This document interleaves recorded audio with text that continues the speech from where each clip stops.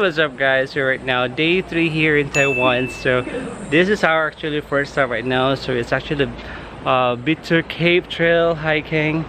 So we're gonna spend here for like 1 hour and 30 minutes and we're gonna explore the place. And take note, you have to take the trail. So that's basically the trail going there. Yeah, so kaya naman kasi I'm used to lakaran naman, diba? So let's see. So see you guys.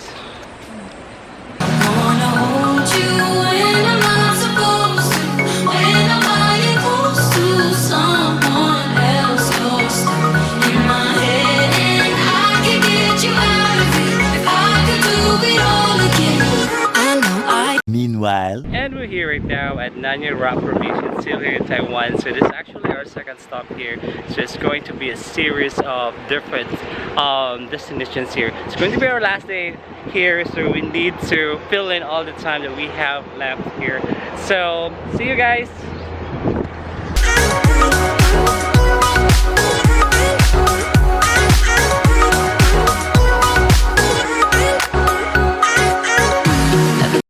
What's up guys? So we're here at our third destination. So unfortunately we are not allowed to take pictures or videos inside because, you know, as a respect also to their religion.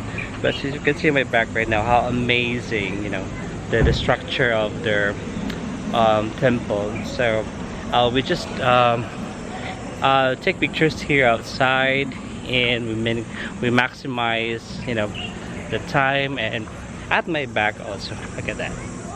So enjoy na lang, okay? See you guys.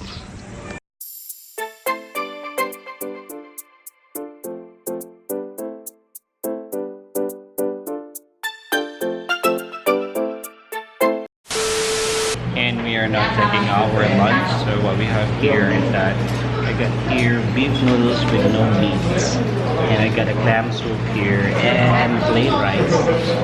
No rice. Hindi kami mabubuhay pag walang rice. So I'm gonna die without eating rice. So I'm gonna see you after this and check this out. meanwhile, And we're actually done taking our lunch and we're actually strolling around here.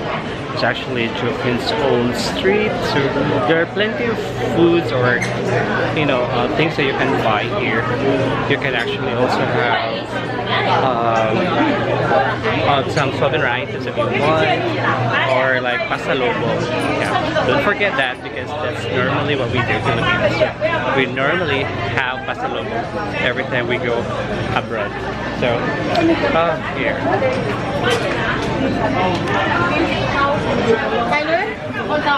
So famous siya dito. It's because of the items that you can choose from here.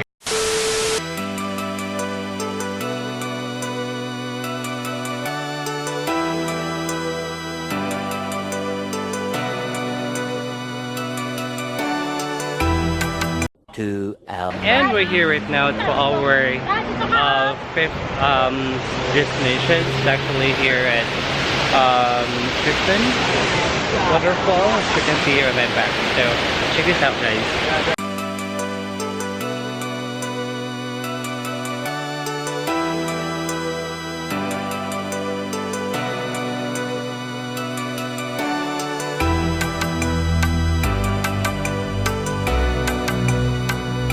meanwhile, And we're here right now. So our sixth destination is actually Keelung waterfall. And yeah, you need to restrict for like 10 minutes going here. And see you.